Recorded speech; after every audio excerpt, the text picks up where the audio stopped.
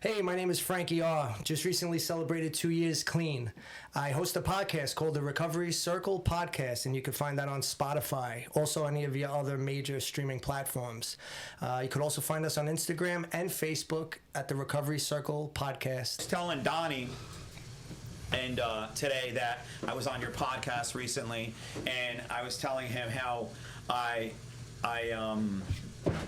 it was all the same feeling. Like when somebody asked me to speak in an AA meeting or an NA meeting, I get nervous like a couple days before, whatever. But then after I do it, I feel amazing. It was basically the same experience. Right. Coming to your house, I never met you before. I talked to you on the phone. You wanted me to come on your podcast, and and then after going through it with you and driving home, I felt great. You know? Yeah. I don't know who's gonna listen to it. I don't know if I did a good job or if I did a bad job. I just know that when I left, I remember reflecting and being like, wow, I feel really good about how it went, how I felt about myself, reflecting on my life, telling my story. And then the next day I thought of you, and I'm like, wow, like you sit there and I guess how many do you do a month? On average, maybe 2 on average. A couple of months I did 4, a couple of months I didn't do any. All right, so like a couple times a month you have somebody come in and get on your podcast and tell their story. So right. For you, it's the same thing. I feel like it's from a recovery standpoint is I'm just speaking from. Like, right. You have to feel like you just went to a meeting. Oh, man. Yeah, it's amazing. That's how I started looking at it. Yeah. And then it made me think about what I'm doing here with our Rise page. And there is just no question about it that for myself and for my own recovery, like doing what I do with Rise and doing everything I do on Instagram, it is 100% been like an added thing for my recovery. It's actually, I feel like I've leveled up, if that makes sense. Yeah, it adds a new dimension to your recovery. 100%. Yeah, I agree, 100%. Yeah. So with you and what you're doing, you've had how many episodes do you have? So I've had 20 guests. Okay. But I was the 20th guest? You were the 20th guest. Okay. 20, yeah. But then I also had a couple of guests come on and do an episode that I call the Chop Shop. So we have episodes 1 through 20, which is just me interviewing addicts, recovering addicts who tell their story and give a little bit of hope. Then I would have a couple of them come on and we sit down as a threesome and we just kind of shoot the shit. I call it the Chop Shop. So I have 3 episodes of that, so that's 23 episodes, and then there's a bunch of clips that I put up to try to just entice people to listen to something a little bit shorter, maybe get them interested. That's awesome. So in total about 30 episodes.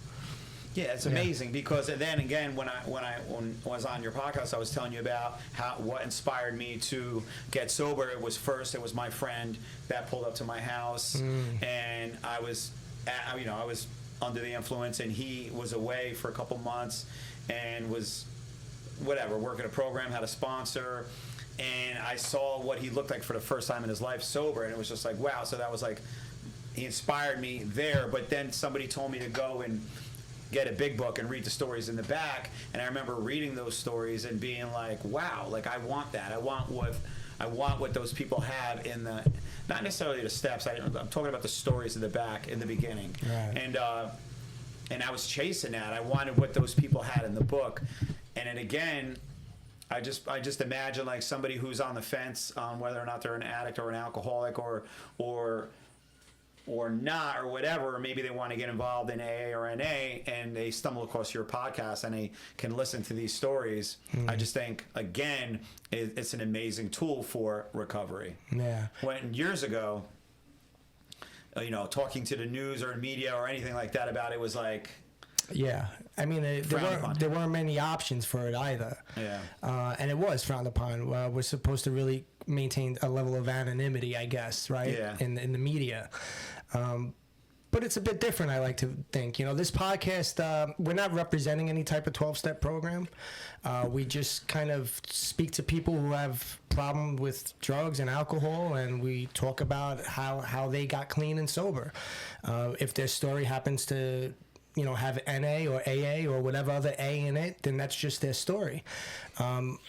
I'm willing to interview anyone who's able to maintain any type of level of recovery doing whatever they're doing, because that's the hope.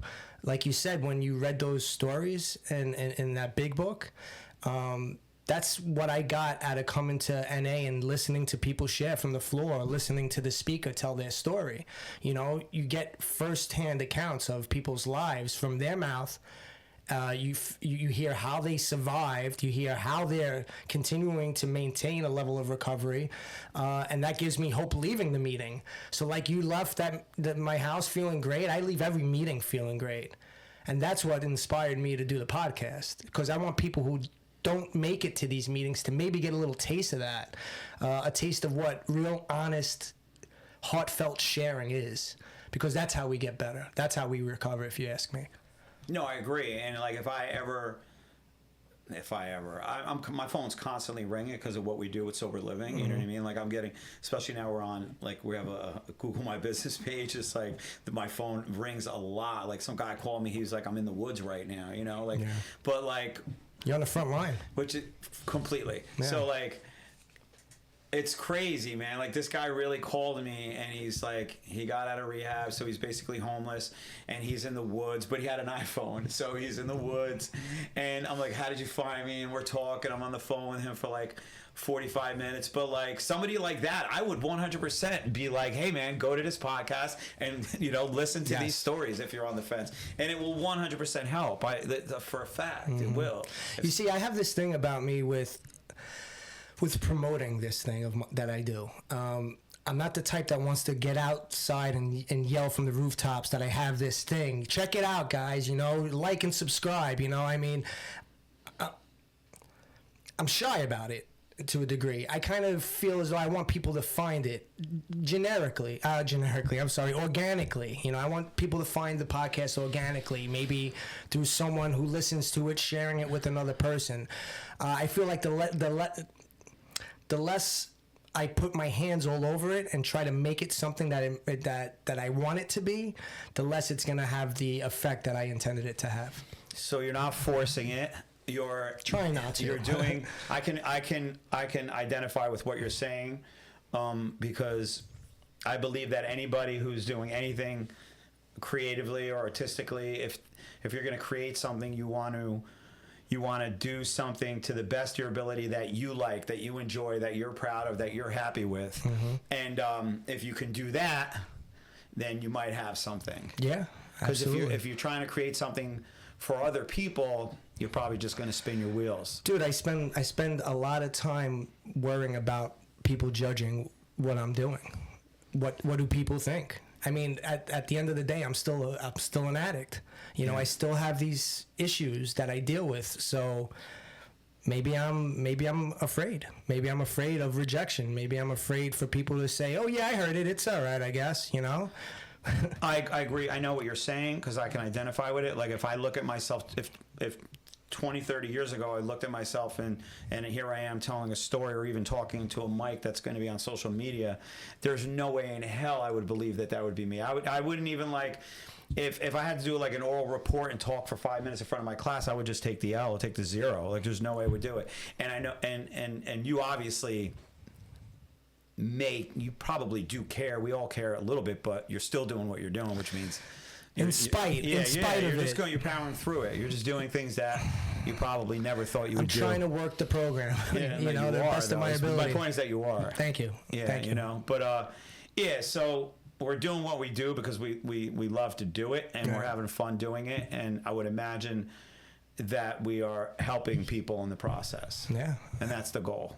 I hope so. I mean, you know, I see that I get X amount of views because Spotify gives you, you know, the logistics of, you know, how many listens I'm getting and what countries I'm getting them.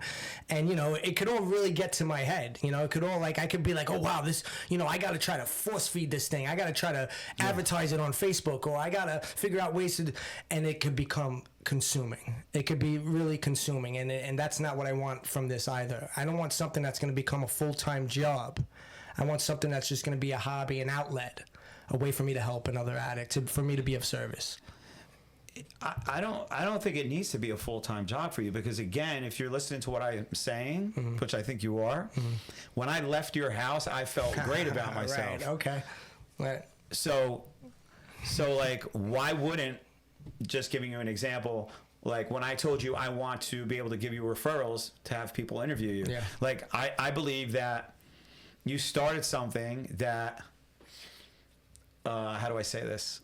So regardless of what you want, Right. I think it should be something that I say, hey, Craig, you should go to Frank's podcast and tell your story. And he will go and you will be there. And then he's going to leave feeling great about himself. And it should be a place, your podcast should be this place that these guys want to go and tell their story at. And I'll tell you this, the feedback you're giving me is great. Thank you for that. Yeah. Because I need to hear that also. Because that's what it is. Yeah. Yeah. That's what it is. It's a podcast where, yeah, I think it should be like, hey, have you spoken on Frank's? No, but I want to. I'm going to. Right. It's going to happen. Well, let's make that happen, man. Yeah, I would love nothing more than to I think do on that. the simplest form, that's like the easiest way to do it. Like, like let Craig experience what I experience. He's going to be nervous right up until the day he comes here because I know him. I'm talking about Craig. Yeah. And then he's going to leave and he's going to be like, that was great. I think it was great. I think it was great. I think it was great. That's how Craig is. And he's going to be like, I don't know, man, but he's going to, you've helped him. Well, I've noticed from interviewing people, I mean, just like you said, when you got there, you were a little nervous, you're a little all over the place. It takes a while to just settle in and to feel comfortable. Yeah. But it pretty much happens with everyone. In the beginning, there's a lot of uhs and ahs because there's a lot of thinking being done, a lot of trying to figure out where am I going with this. Yeah. But each and every one, and yourself included, we just start flowing. And it's almost like we're not even speaking or thinking about what we're saying. It's just all coming from the heart. Yeah. It's all just very heartfelt. And that's the magic, I think. That's like the real bread and butter of it. The honesty. honesty. When you listen to... Yeah, when you listen to the honesty, you feel the honesty. There's no bullshit in the honesty.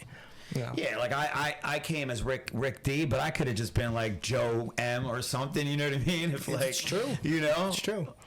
Yeah, but you came as yourself. You told your story, you know, and I'll tell you this, what you do and the people that you surround yourself with, especially these recovering addicts, they need to hear your story. Like, I want them to be listening to your story, to see where you came from, to really get even, not that you don't share that with them, but like...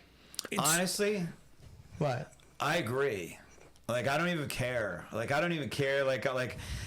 under normal circumstances, I'd be a little shy about my accomplishments. Right. Seriously. But it's all because of recovery. Right. So, like, hell yeah. Like, yeah, they need to hear it. I don't even think I told. I don't know if I told. I don't know if I told my story good enough. But like, what I mean by what I'm saying has very little to do with me and has everything to do with when I am helping somebody, like, and they're at their lowest point. Like this guy in the woods didn't pan out, but I was ready to like. I asked him if he had Cash App. I asked him if he wanted me to send an Uber. I was gonna get him a bed.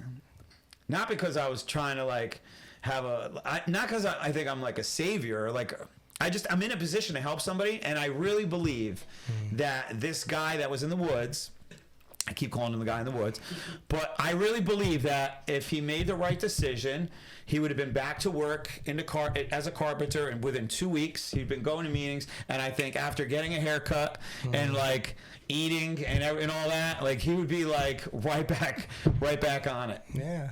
I really believe that. You've seen that because happen. of what I did. That's what I'm saying. Right. And you also see with other people. Yeah, of course. Right. Yeah. So it's possible. Yeah. It's whether or not they think it's possible. It's whether or not they're... So what I bring to it for me is like, all right, I did it at 39. And when I mean I did it like I was at 0 at 39. So like I feel like I can help a lot of people. Yeah, well, that are 39 or 40 or 40. You know what I mean? When it comes to those guys, you know, like I'm like, hey, bro, I was stocking shelves at Shop. Yeah, me too, bro. Don't worry about it. That's what. Yeah, hang in there, bro. Yeah, it gets better. Yeah, for sure. Right. Like so it's all good. Yeah. So what are we talking about? We're talking about what we love to do, you with your podcast, me with social media, this interview, and it's all about just another way to help ourselves and help other people struggling. Yeah, absolutely. You mentioned something earlier about how this brings a whole new dynamic to your recovery, to your own For recovery. sure. You know, with me, a couple of years back, I had relapsed. You know, after having a good significant amount of time clean, I relapsed off of a reservation, and it kind of spiraled out of control. But when I was able to get my footing again and get back in the rooms and get back on the horse, I realized I needed to find balance, because before that relapse, I was just too overly involved in the program. I was too overly involved in fellowshipping and getting to multiple meetings a week. You know, I was just overly involved, not realizing that I needed to find some balance. Doing my podcast has allowed me to take a little bit of time back, to be in the home a little bit more, and to be able to still be engaged in my recovery, be able to still have conversations with addicts and have fun like this.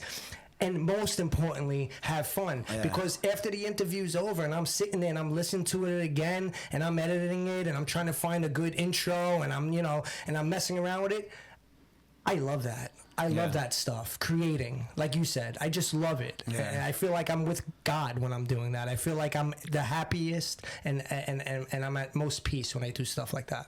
Yeah, your truest form of yourself. Absolutely, yeah. Or the same agree. thing like playing sports. You know, being involved in a game. You know. I think it's maybe somebody's watching this, or maybe somebody's like, all right, that's a little bit extreme what we're doing. Not that this is extreme, but like the way I look at it is what we've struggled with in our life is pretty serious. People die all the time from it, so it's about living or dying. And if I'm going to be sober, okay, which means if I'm not going to drink or do drugs or smoke cigarettes or vape or whatever, then I have to be all in on this. All in on it. There's a line, like, and I'm on the left side of the line, and this is like my activity. This is another activity. This is another thing that I enjoy doing, fun, that fulfills me. Going to the gym, eating healthy, whatever it is that I have to do that's going to feed my recovery. I don't want to live in a meeting 7 days a week. I don't want to go to 60 meetings a week. I could. I enjoy them. Sure. But like, there's more, and you got to feed it the same way I fed my addiction the other way. Right. And that's really what it comes down to. We are addicts. I believe I am an addict 100 million%. Mm-hmm. And if it's not going to be some sort of substance, it has to be something else. I don't know that I have a choice, is what I'm saying. So it's got to be 100 miles an hour, work, 100 miles an hour fun, clean fun. So it's important to find new things to fill those voids with. I think we have no choice. Absolutely not. Absolutely not. Because if we don't, we're going to get bored. We're going to get antsy. Sick, right. We're depressed. And then that leads to... lit. That leads to lit. Yeah. We get and he's lit. making the wrong decision. Yeah. Once. Yeah. And for me, it's one time. Yeah, and not to say that this doesn't also give us a rush of endorphins. I mean, we doing that's things you literally enjoy. what I was saying, yeah, we're getting definitely. our high. We're getting our rocks off, so to speak. That's what I'm saying. Just like you do in the gym. Yeah. When you're lifting weights and you're feeling good about yourself. Absolutely. Yep. Yeah, I mean, I was shooting dope at a very early age. You know, Go ahead. You know what I mean? I was shooting dope at a very early age. I was sleeping on the train. I conceded to sleeping on the train because my parents told me I needed to either go to rehab or get the hell out. And I was like, okay, I'll get out. Of course. Because, easy decision until I realized that I have a very low tolerance for homelessness. Yeah. I can't make it out there very long, right? Yeah. So I would find myself, coming back home with my tail between my legs. Fine, I'll do whatever you want me to do.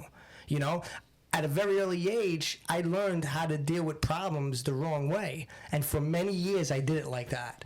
So what? I'm coming up on, I just celebrated 2 years not too long ago. So maybe I'd say the last 6 years or so, I've been really working a program of recovery besides that relapse. Before that, I had no idea.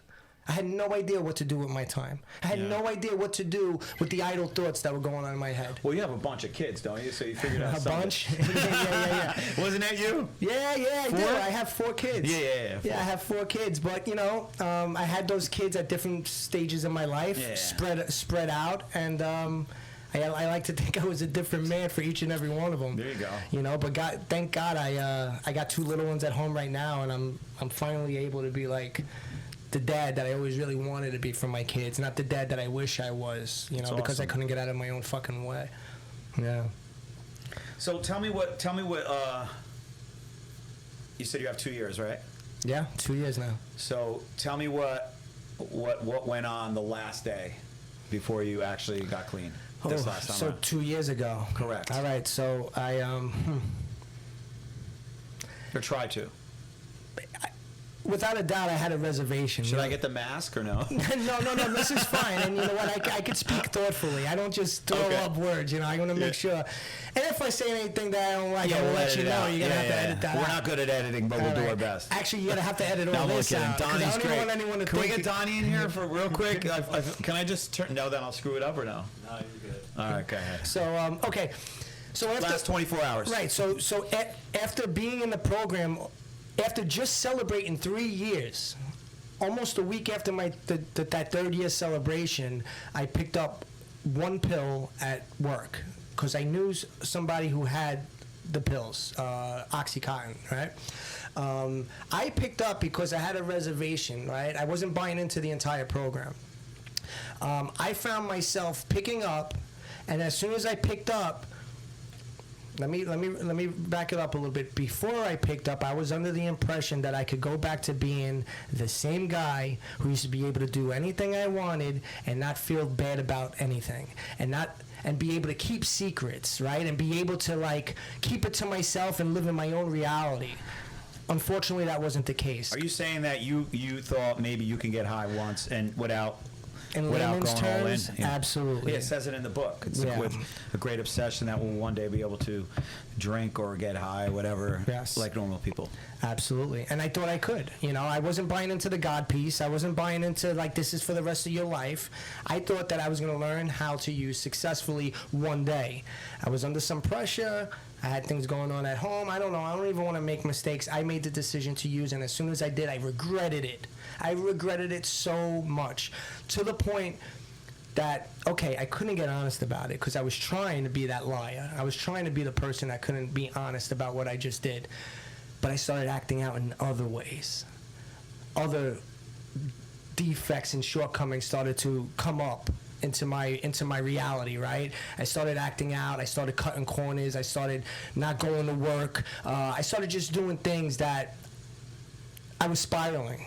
And something happened where I don't want to say it was an intervention by God, but it was an intervention by God, because what I couldn't do for myself, which was get honest with my family, with my wife, and with my sponsor and the people in the rooms, God did it for me. And I'm not going to get into details exactly how it happened, because then I'd be telling you not to play this thing. But the way it happened was undeniable to me. It was undeniable that something was in my life, that there was a higher power in my life helping me to get to the places where I couldn't get to on my own.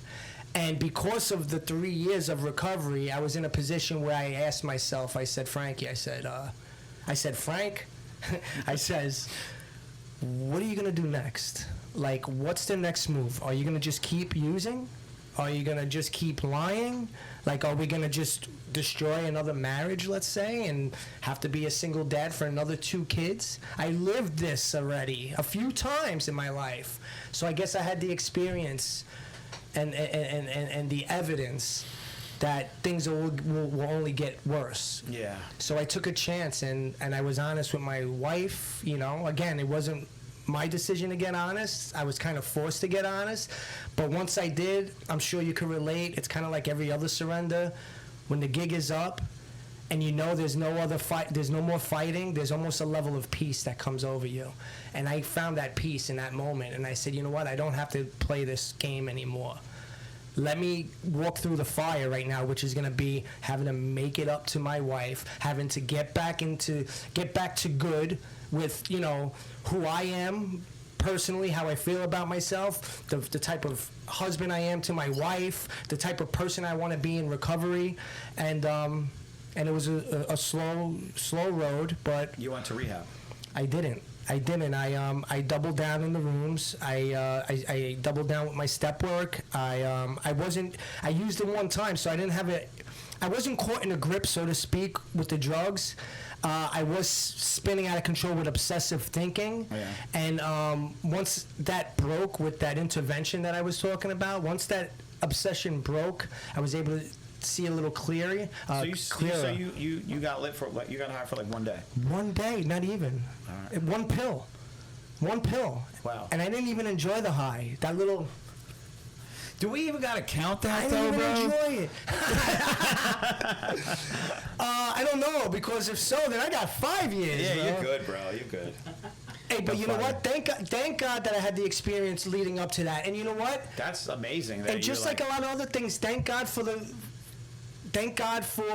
the trouble that I got into, because it allowed me to gain a better perspective and to really double down and to take more of the suggestions that I wasn't taking before. I feel these past 2 years I have a stronger recovery than I've ever had, just because of that fact. because you just learn. Absolutely, I learned, and I'm taking suggestions that I didn't in the past. I'm legitimately doing things that I never thought I would do. So it's like my journey started in 2002, 2003. It's 2024. And if you had asked me, 9 years. it's 12 years. No, I have 12 and a half. Right, But I'm 12, saying I've been okay. going to AA since 2003. What I'm saying is, like, it takes your journey to understand who you are, who you're not, and it's like I don't need anybody to tell me. Like, there used to be times where like people would question my recovery, or could you do this, could you do that, and if I'm being honest, sometimes I didn't know the answer to it. Like, I didn't know, hey, can I just drink once, or can I? Now I know it. I know who I am, and I know, I could drink once. Yeah. And then I'm gonna drink a week later, and then maybe I won't drink, and then I'm gonna drink like 3 weeks after that, and I'm gonna get really, really drunk, and then it's over, and I know where I'm going, and once I go there, I'm not coming back, and that's it. And I know this. Yeah. I don't have to question that. Well, it's happened enough times. Yeah, Right. So that's it. Yeah. So like, if what doesn't kill you makes you stronger. Absolutely. Yeah. Unfortunately, with what we do or don't do, it kills people. Yeah, and thank God that we were able to make it back as many times as we did. Yeah. Because I know you weren't a first-time winner. Yeah, you yeah. know, I mean, and the things we messed with kill you today. 100% they wouldn't kill be you yeah, today. yeah, there's no shot. No shot at all. No way. Yeah, I see these people struggling coming in and out of the rooms, man, and it's like, I wish I could just lay my hands on them and be like, like, feel this, like, take a little bit of what I got, a little of this hope, and until you see it for yourself, you just can't see it. Yeah. Let me ask this question: Who do you think abuses substances more, male or females? I saw that poll and I refused to answer it Why? because I don't know. Because I honestly don't know. I would like to say that it's a 50-50. It's not, bro. But go ahead. But what is it? Is it women? It changed, but All right. Well, why don't you tell me? Because I don't because I'm know. doing a whole segment on it. I just wanted to get your opinion. This might even make it. So here we go. Yeah. Let me ask the question again. Okay. For all our viewers let's do out it there. again. Yeah. Okay. All right. Do it right. Who is more likely Okay. to have a substance abuse problem, men or women? Okay. So my opinion is men, and I'll just give you a brief reason why I think it's men. It's because I'm a man. I understand the struggle that men go through. I understand the depression that men deal with. So I would just think it would be men. But again, that's a biased answer. No, it's a good answer. Okay. Now, ready? So I'm going to give you my long answer. Okay. I'm ready. I would go to meetings and I would just look around and I'd goof out with my friends, and I'm just like, how are there 50 guys in here right now and two 65-year-old ladies? Right. This is when I was younger. And we would laugh, right? Because I'm spending 99% of my life in old AA rooms, you got me? So it's like, it would be nice if it was like 50-50. It wasn't even close. So the answers that you get from guys are hysterical, you know what I mean? They are. You know what I'm saying? I'm not going to talk about it, but like, it's just they're funny. So, Well, we're children. yeah, correct, always. So then I get into sober living, and I'm like, how is my phone ringing and it's 85 to 90% men all the time? We have way more men houses than we have women houses. Do you got me? So now from, I guess, a business standpoint, you know, you let the market dictate what your next move is going to be. So it's like, it's got to be another men's house, right? But then now this is many, many, many years later. And then the question comes up again, because now it's about business. So it becomes, you know, when I'm with guys, I'm like, how the fuck is it like all men? And then the answers are hysterical. So now I'm doing these surveys, and you'd be shocked by what the real reason is. And back in the day, it was more men. Okay, wait. So there's more men in recovery, because men drink and do drugs more than men were drinking and doing drugs more in general than women. But now it's shifted. This was so like 20 years ago was that. So now it's shifted to, I believe the answer is, I'm almost positive, I'll do more research, that women are out drinking the men. So maybe we'll see a shift. If you look at the results, it's overwhelming. The opinion is overwhelming with men. It's like 70-30. So the perception out there is that it's men overwhelmingly. Yeah, but the Google, according to the Google, to the Google, I believe women are abusing substances more so than men currently. Wow. Yeah. How is it being with someone who's not in recovery? If you don't mind me asking. No, she's amazing. Yeah, she really is. Understanding wise, like there's nothing to like. She just doesn't drink. She doesn't. She partake in any form. She used to smoke like before. So we'd get in bed. Mm-hmm. She works like an animal all day, like on the house. She's very responsible. Like she gets shit done. At the end of the day, at the end of the night, we get in bed. She lays down. She'd grab her pen in bed. And within 5 minutes, snoring. And I remember I would look at her and be like, if that's what weed did to me, I would do it. But that's not what it would do to me. You'd be up all night hitting I'd be crawled in a ball like this, thinking about my childhood, crying, obsessing over it. Yeah, weed is bad, dude, for me. Like it's like a bad mushroom trip for you. Yeah, correct. 100%. Right. Yeah. I have friends who are like that. They like have ego death. Yeah. They smoke a little too much weed. Yeah. Imagine that. Everything that I've been through in life, I can't take a hit of a fucking joint if I want to jump off a cliff. Not that I want to. I'm very happy. But I get what you're saying. Yeah. Dude. Absolutely, dude. Definitely not a what is it called? A functioning addict in any way. Right. I'm not.